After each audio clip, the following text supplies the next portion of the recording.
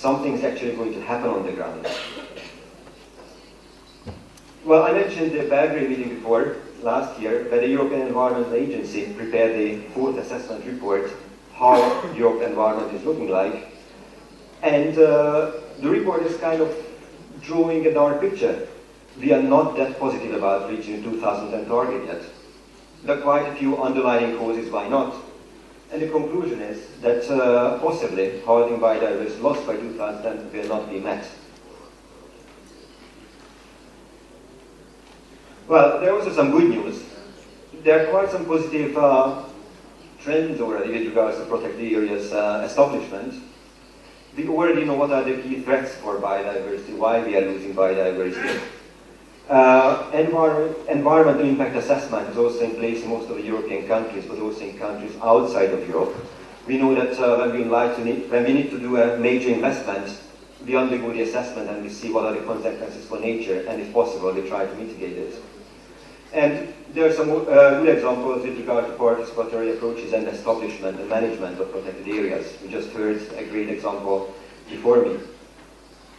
But besides the good news, there are also the bad news.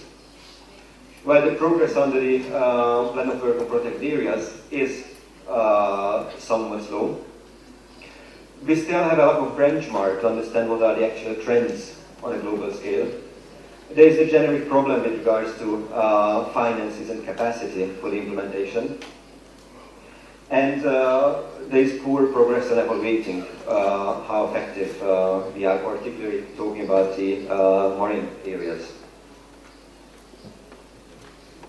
Well, reality is always interesting. It always starts with assumptions, and it always starts with logical conclusions. Let me show you some of these. And now I'm also going to shift a little bit to the EU enlargement question and to the EU question. As it was said in the introductory part, I'm coming from Hungary. We joined the EU only a couple of years ago, and we saw the consequences of the accession, and the accession is still taking place.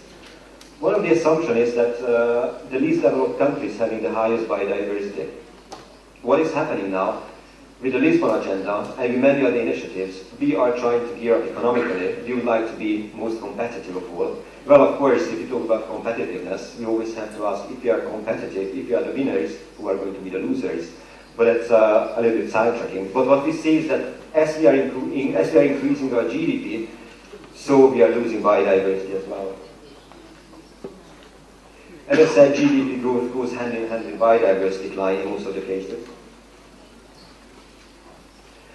And for us, for the EU countries, there is EU legislation in place, particularly the Birds and Habitats Directive, that is providing legal instruments that need to be enforced, need to be implemented in the member states. It is not you like it or you don't like, it comes with legal consequences. But is it really going to help? The reality is, what we are still seeing, that is habitat fragmentation happening, partly because of the huge infrastructure development plans.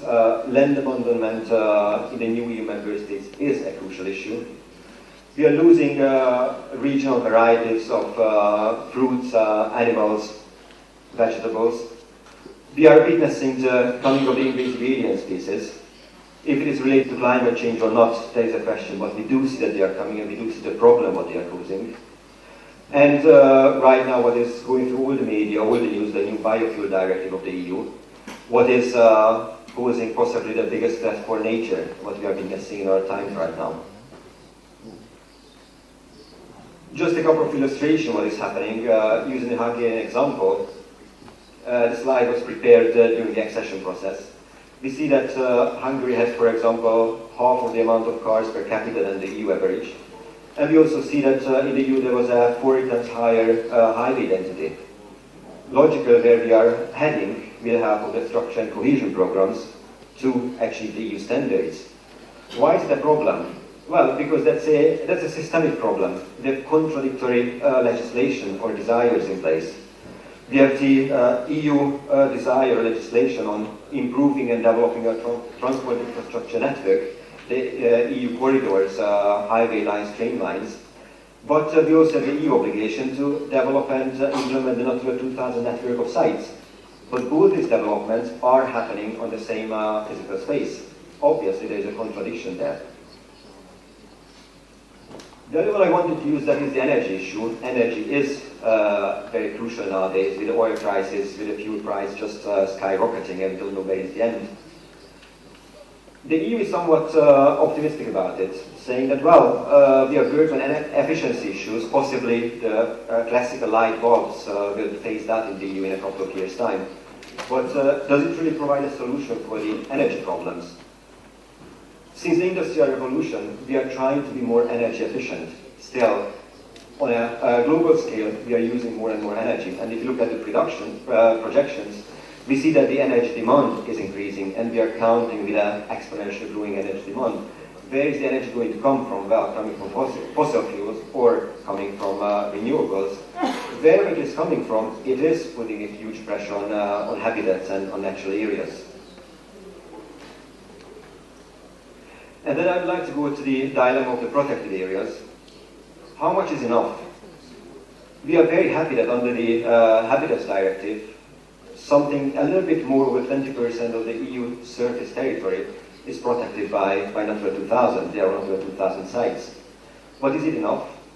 Is there anybody able to tell us how much space we need as protected?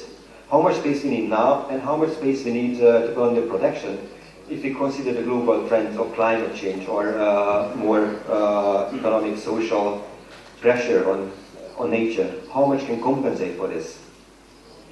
There's also a dilemma with regards to the changing environment and changing conditions. Protection is always something conservative. We are deciding what is the habitat, we are deciding what are the species we would like to see on the spot, but the environment is changing.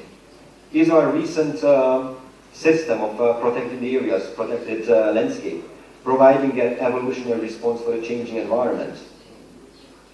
Biodiversity try to do that. Whenever it is something changing, they are providing, or they are trying to provide the most adequate changes. Are we allowing for it? We as managers can very well regulate what is happening inside the protected areas, inside the national parks, because we have management plans in place, we have monitoring in place, and we see if something is happening what is not our desire, we can interact and we can change it.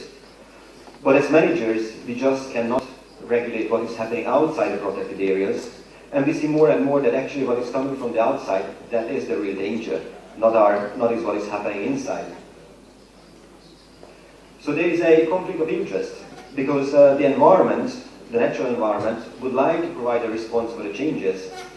On the other hand, it is not able to do that any longer because the natural processes are not in place. How do we respond to that as managers? Well, from policy point of view, the only response is that we have to eliminate the pressure on protected areas. That is what was identified so often, that we have to incorporate nature conservation in other policy areas. Sectoral integration is the buzzword here. But is it really happening? If you remember the example I gave you with regards to infrastructure development and Natura 2000 development, we are far away from sectoral integration yet.